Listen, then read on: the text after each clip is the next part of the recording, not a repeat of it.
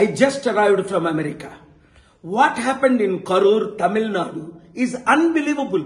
40 people died in a political meeting by an actress, Vijay. He's supposed to come at 12. He came at 7. He's responsible.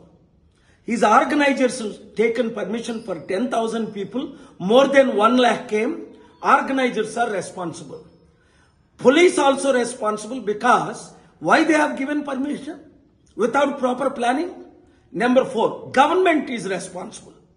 Stalin government. And people are also responsible. Fools. How do you bring children to see an actor? This is very sad situation. In Hyderabad, they gave permission, the court, only for 1,000 people, where 50,000 people can gather on May 24th for our peace meeting. I pray for these families and victims and extend my condolences. Ee roju Karur, Tamil Nadu lo jarigina sangatana chala vicharam. Asalu Vijay ane actor meeting pettadata. 40 మంది చనిపోయారు, ఇంకా అనేక మంది చనిపోతున్నారు. 12 గంటలకు రావాల్సింది ఆయన 7 గంటలకు రావడం ఏంటి?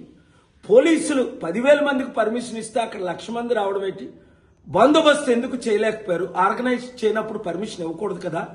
స్టాలిన్ గవర్నమెంట్ దీనికి ఎలా పర్మిషన్స్ ఇస్తుంది? ప్రాపర్ గా అడ్మినిస్ట్రేషన్, ఆర్గనైజేషన్ లేకుండా బలవుతుంది ప్రజలే. కుటుంబాలు కూడా మూర్ఖులే. తల్లిదండ్రుల మీద కూడా కేసు పెట్టాలి. చిన్న పిల్లల్ని తీసుకొని పొలిటికల్ మీటింగ్లకు వెళ్ళడం ఏంటి? శాసనసభలకు వెళ్ళినట్టు. నేను చెన్నైలో అనేక మీటింగ్లు పెట్టాను. తమిళనాడులో ప్రపంచంలో 2,200 మీటింగ్లు. 5 లక్షల నుంచి 70 లక్షల వచ్చారు, కానీ ఎప్పుడైనా ఒక్కరైనా చనిపోయారా? చాలా విచారం. ఈ కుటుంబాల కొరకు ప్రార్థించండి. పేరెంట్స్ మీరు కూడా జాగ్రత్తగా ఉండండి.